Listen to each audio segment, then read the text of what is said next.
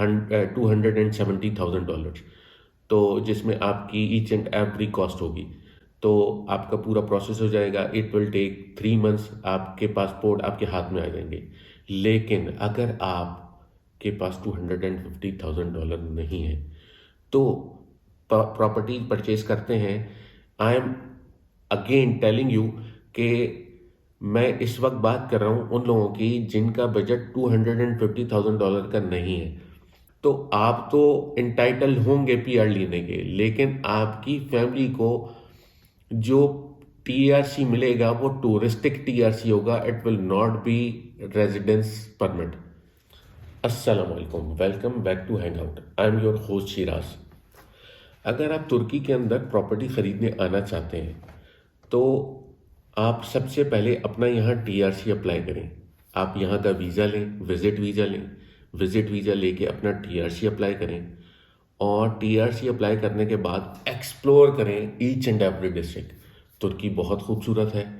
छोटे शहर के प्रॉब्लम भी छोटे होते हैं और अपॉर्चुनिटीज़ भी कम होती हैं। बड़े शहर में प्रॉब्लम भी बड़े होते हैं और उसमें अपॉर्चुनिटीज़ भी ज़्यादा होती हैं। तो ये प्रॉज एंड कॉन्स हैं ईच एंड एवरी सिटी के। Istanbul, it's a huge city. It will take you 2 to 3 hours to all across the Istanbul. आप इस्तांबुल के एक साइड से दूसरी साइड पे अगर आप जाएंगे तो it will take you 2 to 3 hours। इसी तरह इसमें प्रॉब्लम भी बहुत ज़्यादा है, अपॉर्चुनिटीज़ भी बहुत ज़्यादा है। कभी भी आप कोई भी प्रॉपर्टी खरीदें तो you just need to understand few things. Recently अभी यहाँ जो भी प्रॉब्लम हुए थे, करेंसी क्राइसिस, उसके बाद प्रॉपर्टी के प्राइस हाई हो गए थे, देन वो वापस नहीं आए थे। इन सारी चीज़ों को मेंटेन रखने के लिए गवर्नमेंट ने अपनी कुछ पॉलिसीज़ बना दी हैं जिनके अंदर अगर आप कोई भी किसी भी किस्म की कोई भी प्रॉपर्टी परचेज करते हैं तो you must need to prepare expert report. Expert report prepare की जाती है। जितनी भी एक्सपर्ट रिपोर्ट प्रिपेयर होती हैं वो बैक एंड पे सिस्टम के साथ इंटीग्रेट होती रहती हैं। एक्सपर्ट रिपोर्ट के अंदर ये एक्सप्लेन होता है कि इस प्रॉपर्टी की एक्चुअल वैल्यू क्या है।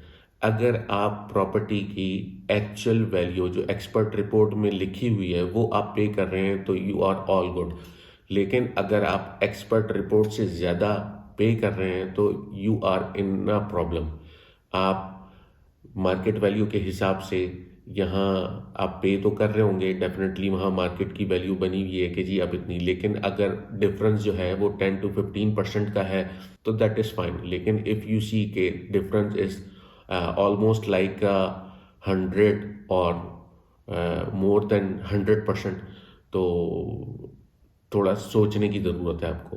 अच्छा, अगर आपके पास $250,000 हैं तो यू आर ऑल गुड। आप अपना प्रॉपर्टी अप्लाई करें, प्रॉपर्टी परचेज करें। प्रॉपर्टी परचेज करने के बाद डायरेक्टली अपना इमिग्रेशन अप्लाई करें और आपका प्रोसेस हो जाएगा। आपके 250,000 कहने के लिए कहे जाते हैं, लेकिन it will cost you around like $270,000, तो जिसमें आपकी ईच एंड एवरी कॉस्ट होगी। तो आपका पूरा प्रोसेस हो जाएगा। इट विल टेक 3 मंथ्स, आपके पासपोर्ट आपके हाथ में आ जाएंगे। लेकिन अगर आपके पास $250,000 नहीं है तो आप यहाँ आए, आकर अपनी प्रॉपर्टी जितनी भी $30,000, $40,000, $50,000 की जो भी आप प्रॉपर्टी परचेज करना चाहते हैं, आपका बजट है, आप जो भी प्रॉपर्टी परचेज करना चाहते हैं, आप जब वो प्रॉपर्टी परचेज करें तो ट्राई टू पुट, बल्कि आई शुड से कि आप अपनी पूरी फैमिली का नाम उस टापू पे लिखवाएं। पूरी फैमिली का नाम टापू पे लिखवाने से आपकी पूरी फैमिली एलिजिबल हो जाएगी कि वो directly on basis of immovable property अपना पीआर अप्लाई करें। ये बहुत बड़ी एक मिस्टेक होती है जो लोग करते हैं, जो प्रॉपर्टी परचेज करते हैं। I am again telling you कि मैं इस वक्त बात कर रहा हूँ उन लोगों की जिनका बजट $250,000 का नहीं है। वो प्रॉपर्टी परचेज कर रहे हैं $30,000, $40,000, $50,000, $80,000, लेस देन $250,000, और उनका बजट इतना नहीं है कि वो डायरेक्टली इमिग्रेशन अप्लाई करें। तो वो लोग जो प्रॉपर्टी परचेज करें और अगर वो एक ही प्रॉपर्टी परचेज कर रहे हैं तो अपनी पूरी फैमिली का नाम, जितने भी बच्चे हैं, आप उन सब बच्चों के, अपने वाइफ का अपना नाम उस टापू में लिखवाएं। उससे आप और आपकी पूरी फैमिली एलिजिबल हो जाएगी on the basis of immovable property PR apply करने के। और पहले टीआरसी के बाद आप जब प्रॉपर्टी परचेज करते हैं तो डायरेक्टली आपकी पूरी फैमिली का प्रोसेस उस पर हो जाएगा। At that time they won't be in need to have a नुमारा ताश। नुमारा ताश की भी उनको जरूरत नहीं होगी। लेकिन अगर आपने अपनी पूरी फैमिली का नाम टापू पे नहीं लिखवाया तो आप तो इंटाइटल होंगे पीआर लेने के, लेकिन आपकी फैमिली को जो टीआरसी मिलेगा वो टूरिस्टिक टीआरसी होगा, it will not be residence permit. तो you should keep that in mind कि आपने जो भी प्रॉपर्टी परचेज करनी है, if you don't have $250,000 to complete your immigration process, तो आप छोटी प्रॉपर्टी अगर आप ले रहे हैं, आपके पास $30,000, $40,000, $80,000 हैं और आप उसकी प्रॉपर्टी ले रहे हैं, तो put all the family members name on the टापू। उससे आपकी पूरी फैमिली एलिजिबल हो जाएगी पीआर के लिए। तो ये मिस्टेक आप कभी ना करें।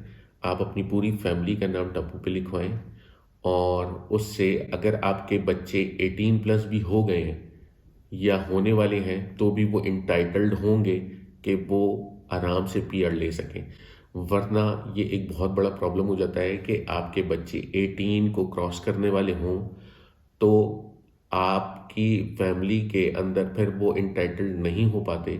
इसी तरह अगर 2-3 पार्टनर मिलके कोई प्रॉपर्टी परचेज कर रहे हैं तो वो 2-3 पार्टनर भी इंटाइटल्ड हो जाते हैं पीआर के लिए। तो ये एक प्रोसेस होता है कि अगर आपके पास $250,000 नहीं है, आप कोई स्मॉल प्रॉपर्टी ले रहे हैं, उस स्मॉल प्रॉपर्टी में अपनी पूरी फैमिली का नाम लिखवाएं, या अगर आप पार्टनर्स हैं तो आप अपने पार्टनर्स का नाम लिखवाएं। उससे आप 5 साल तक अगर यहाँ रहते हैं और इन 5 साल में only 180 days you have permission to go out and come again। अगर आप 180 डेज से 180 दिन से ज़्यादा आप तुर्की से बाहर रहे तो you will not be eligible after 5 years। 5 years के अंदर ये बाउंड्री है, रिस्ट्रिक्शंस है कि आप सिर्फ और सिर्फ 180 डेज ही बाहर रह सकते हैं, इससे ज़्यादा बाहर नहीं रह सकते। तो आज की वीडियो के लिए इतना ही। इंशाल्लाह मिलते हैं नेक्स्ट वीडियो में। अस्सलाम वालेकुम।